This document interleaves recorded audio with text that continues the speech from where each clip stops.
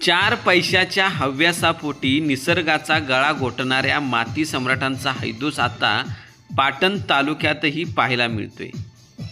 कोयना नदीचा काठ पोखरून काढल्याची धक्कादायक माहिती समोर आली असून यामुळे भविष्यात नेरले गावाला महापुराचा मोठा धोका निर्माण झाला आहे। नेमाची उघड पायमल्ली करत हे उत्खनन सुरू असताना स्थानिक महसूल प्रशासन मात्र सुस्त का, असा संतप्त सवाल आता नागरिक विचारत आहेत। लोकसम्राट महाराष्ट्र न्यूजचा विशेष ग्राउंड रिपोर्टनुसार पाटण तालुक्यातील नेरले गावाच्या हद्दीत अगदी कोयना नदीच्या काठाला घासून मोठ्या प्रमाणावर माती उत्खनन केले जात आहे।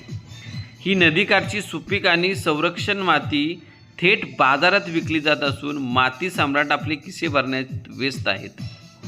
पण यामुळे नदीचे नैसर्गिक पात्र बदलण्याचा आणि पावसाळ्यात भीषण पूर परिस्थिती निर्माण होण्याचा धोका कैक पटीने वाढला आहे।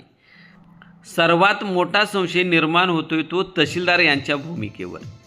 नदीच्या इतक्या जवळ उत्खनन करण्याची परवानगी तहसीलदारांनी दिलीच कशी की या संपूर्ण काळभैरवाच्या मागे अधिकारी आणि माती सम्राटांचे काही साटेलोटे आहे, असा गंभीर प्रश्न उपस्थित केला जातोय।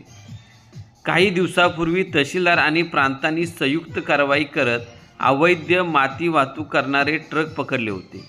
पण मग ती कारवाई केवळ दिखाव्यापुरती होती का, की केवळ जनतेचे डोळे पुसण्यासाठी तो देखावा केला गेला होता? येणाऱ्या पावसाळ्यात जर नेरले गावात आसमानी संकट कोसळले किंवा पूर परिस्थितीमुळे नदी पात्र बदलून लोकांचे संसार उघड्यावर पडले तर याला जबाबदार हेच अधिकारी राहणार का? कोणाचे खिसे भरण्यासाठी हा निसर्गाचा विनाश सुरू आहे, याचे उत्तर प्रशासनाला द्यावेच लागेल। या आणि अशा सर्व घडामोडींसाठी पाहत राहा लोकसम्राट महाराष्ट्र न्यूज। बघा अभिमानाने, जगा स्वाभिमानाने।